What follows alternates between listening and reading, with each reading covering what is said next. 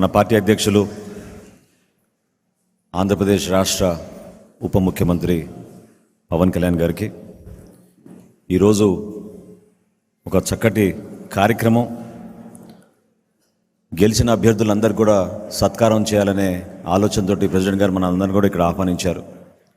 So గౌరవ మంత్రివర్యులకు, అదేవిధంగా parliament సభ్యులకు, శాసనసభ సభ్యులకు, శాసన మండలి సభ్యులకు, ఇక్కడ విచ్చేసిన జనసేన పార్టీ జిల్లా అధ్యక్షులు, ప్రధాన కార్యదర్శులు, వివిధ విభాగాల అధ్యక్షులు, వీర మహిళ రీజనల్ కోఆర్డినేటర్స్, గెలిచిన కార్పొరేటర్లు, మన జనసేన పార్టీ కార్యవర్గ సభ్యులు అందరూ కూడా మన ప్రెసిడెంట్ గారి తరఫున, పార్టీ తరఫున మిమ్మల్ని మనస్ఫూర్తిగా ఈ సందర్భంగా మిమ్మల్ని ఆహ్వానిస్తున్నాం. ఈ సత్కారం ఒక బాధ్యతతోటి మీరు వ్యవహరిస్తారని, ప్రజల కోసం, పార్టీ కోసం కష్టపడి పనిచేస్తారని మనస్ఫూర్తిగా మిమ్మల్ని అందరూ కూడా అభినందిస్తూ మనం ఈ కార్యక్రమం మొదలు పెట్టుకుందాం.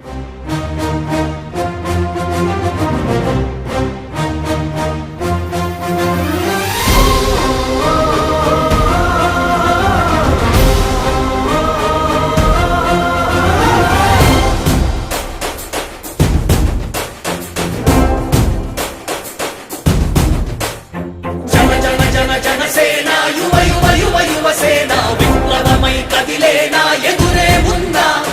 జన జన జన జనసేన శరమై సంధించేనా నవ్యాంధ్రకు శ్రీకారం ఏదేమైనా? జనహితమే తన మతమై సమన్యాయం అభిమతమై సామాన్యుడి గుండెల్లో ఉదయించెను ప్రశ్నల అభిమానం తన కులమై ఆవేశం తన గళమై అవినీతికి చితిపేర్చగా అణువణువు మండెరా.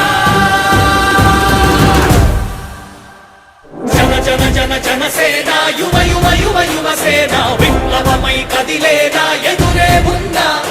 జన జన జన జనసేన శరమై సంధించేనా నవ్యాంధ్రకు శ్రీకారం ఏదేమైనా?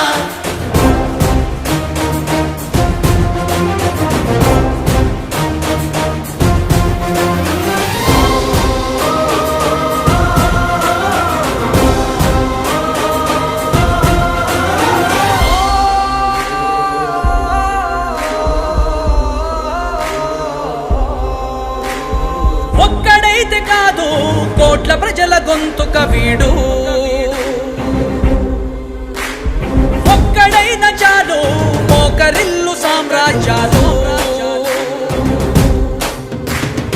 ఆంధ్రదేశ భవిష్యత్తుకు దిక్కువైనావురా, ఆడబిడ్డలందరికీ అన్నవయ్యావురా.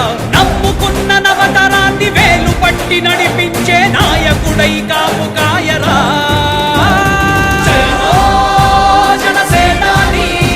తొలగించు ఆంధ్ర రాష్ట్రంలో రాక్షస రాజ్యాన్ని, జనసేనాని స్థాపించు ఆంధ్ర రాష్ట్రంలో రామరాజ్యాన్ని. జన జన జన జనసేన యువ యువ యువ యువసేన విప్లవమై కదిలేనా ఎదురే ఉందా? జన జన జన జనసేన శరమై సంధించేనా నవ్యాంధ్రకు శ్రీకారం ఏదేమైనా?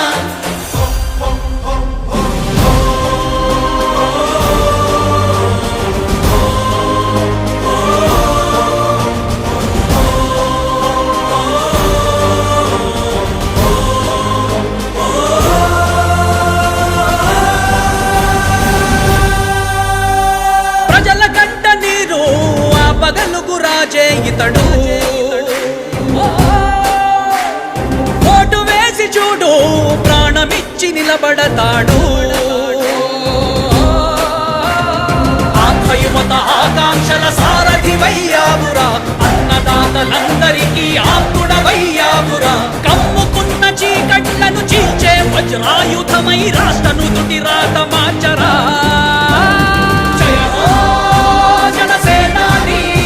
నిర్మించు ఆంధ్ర రాష్ట్రంలో అయోధ్య నగరాన్ని. జయ హో జనసేన. 100% స్ట్రైకింగ్ రేట్ తోటి పోటీ చేసిన అన్ని నియోజకవర్గాల్లోనూ మనం గెలిచి జనసేన సత్తా చాటిన మన ఎమ్మెల్యేలకి ఎన్నికలు అయిపోయి రిజల్ట్స్ వచ్చిన తర్వాత ఎప్పటికప్పుడు మన ఎమ్మెల్యే అభ్యర్థులందరికీ చిన్నపాటి సత్కారం చేయాలి. ప్రజలు ఇచ్చిన సత్కారం కంటే పెద్దది కాదు ఇది. కాకపోతే నాకు చెయ్యాలి అని ఒక చిన్న కోరిక ఈరోజు చాలా రోజుల తర్వాత నెరవేరింది. మనం చేసింది మొన్న బాంబేకి వెళ్ళి మనం మ్యారేజ్కి వెళ్తే అంబానీ గారి ఇంట్లో పెళ్ళికి వెళ్తే అందరూ కూడా మాట్లాడుతుంది ఈ 100% పోటీ చేసిన ప్రతి సీటు మీరు ఎలా గెలిచారు. భారతదేశపు రాజకీయ చరిత్రలో ఇప్పుడు దాకా జరగలేదు. ఇది ఒక కేస్ స్టడీ అయిపోయింది చాలామందికి. చాలా పటిష్టమైన ఉన్నతమైన పొలిటికల్ ఇన్స్టిట్యూషన్స్కి వీటన్నిటికీ ఒక స్టడీ మెటీరియల్ అయిపోయింది ఎలా సాధ్యపడింది అనేది. నేను ఇదే వేదిక పైన ఈరోజు ఒకప్పుడు ఈ వేదిక చాలా పెద్దగా అనిపించేది నాకు. మన సైజు పెరగటం వల్ల, పార్టీ సైజు పెరగటం వల్ల ఈరోజు ఈ వేదిక చాలా చిన్నది అయిపోయింది. ఇదివరకు ఇదే హాల్ చాలా పెద్దగా అనిపించేది నాకు. అంటే ఎక్కువ జనం ఉండేవాళ్ళు ఆ రోజున. యాక్చువల్గా కిటకిట్లు ఆడిపోయేది, చాలా పెద్దగా అనిపించింది. కానీ ఈరోజు తక్కువ మంది ఉన్నా కానీ ఇంత చిన్నగా ఉందంటే ఆఫీస్ అనిపించింది. అంటే నాకు అనిపించింది ఏంటంటే మనకు సాధించిన విజయం ఈ ఆఫీస్ కూడా సరిపోవట్లేదు. ఇది ప్రత్యేకంగా మనం సాధించిన విజయం చాలా గొప్ప విజయం. అది ఇదే మనం దెబ్బతిన్న మన పరాజయం కానీ, మనం తిన్న దెబ్బలు కానీ ఇంకెవరన్నా తగిలిండుంటే కనీసం ఒక పక్షం రోజులు కూడా నడిపేవారా అని అనిపిస్తుంది. మీరు చూశారు, ఒక రాష్ట్రానికి ముఖ్యమంత్రిగా చేసిన వ్యక్తి ఓడిపోగానే అసెంబ్లీలు కూడా లేకుండా వెళ్ళిపోయారు. అంటే ఓటమి అంత భయపడద్దు మనిషిని. అలాంటిది మనకి ఎంత జనబలం ఉండి ఒక్క సీటు కూడా గెలుచుకోలేని పరిస్థితుల్లో ఏదో ఒకటి వస్తే ఆ వ్యక్తిని వాళ్ళు తీసుకెళ్ళిపోయి అలాంటి పార్టీకి 100% మనం స్ట్రైకింగ్ రేట్తో కొట్టడం చాలా చాలా అద్భుతమైన విషయం. 21 ఒకలా చూస్తే పెద్ద నెంబర్ కాకపోవచ్చు 175లో, కానీ 175 రోజున 164 గెలవడానికి మనం తీసుకున్న ఈ 21 ఒక వెన్నెముగ్గా అయిపోయింది ఈ కూటమి విజయానికి. మనం పోటీ చెయ్యని మిగతా 160 మిగతా అన్ని చోట్ల అసలు ఎలా నిలబడ్డారు కూటమికి, తెలుగుదేశానికి కానీ భారతీయ జనతా పార్టీ కంటే నాకు నిజంగా చాలా చాలా ఆనందం వేసింది. అలాంటి జన సైనికులకి, వీర మహిళలకి చేతులెత్తి మీ అందరికీ మనస్ఫూర్తిగా మీకు నమస్కరిస్తున్నాను. అంటే మీరు రాష్ట్రం కోసం తపన పడ్డారు, రాష్ట్ర బాగోగు కోసం తపన పడ్డారు. సో మీ అందరికీ చాలా చాలా మనస్ఫూర్తిగా నేను ఈ సందర్భంగా నేను మీకు ధన్యవాదాలు తెలుపుకుంటా ఉన్నాను. 140 కోట్ల మంది బరువు మోసే ప్రధానమంత్రి గారికి మనం సహాయపడాలి, కానీ ఆయనకి బరువు పెంచకూడదు. ఇది ఒక్కటే చెప్పండి, నా మాటగా చెప్పడానికి. మేము మీకు బరువు తగ్గించే వాళ్ళమే కానీ బరువు పెంచే వాళ్ళం కాదు. అందరూ అడుగుతూ ఉన్నారు, ఎందుకు వెళ్ళి మీరు ప్రధానమంత్రి గారిని కలవరు, వెంటనే కలవచ్చు కదా అంటే, నాకు తెలుసు ఆయనకి ఆయన గుండెల్లో స్థానం ఉన్న తర్వాత ఆయన పక్కన నిలబడాలి. అది అవసరమైన మేరకు సరైన పరిస్థితులు వచ్చినప్పుడు ముందుకు తీసుకెళ్తాం, కలుస్తాం.